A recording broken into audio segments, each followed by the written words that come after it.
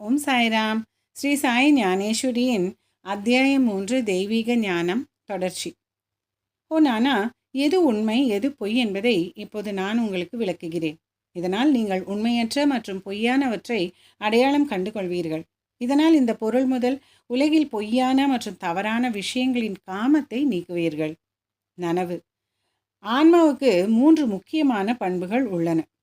ஆன்மீகம், அதாவது பரமார்த்திக்; நடைமுறை, அதாவது வியாவகாரிக்; மற்றும் சுயநலமான நடவடிக்கை, அதாவது பராதிபாசிக். இந்த பண்புகள் மனித உடல், முதுமை, இளைஞர்கள் மற்றும் குழந்தை பருவத்தின் 3 நிலைகளை போன்றவை. உடல் வாழ்க்கையின் இந்த அனைத்து நிலைகளையும் கடந்து செல்கிறது. அதேபோல் ஆன்மாவும் இந்த 3 பண்புகளை கொண்டுள்ளது. ஓ மகனே நாராயணா, இதை மிகவும் கவனமாக புரிந்து கொள்ளுங்கள்.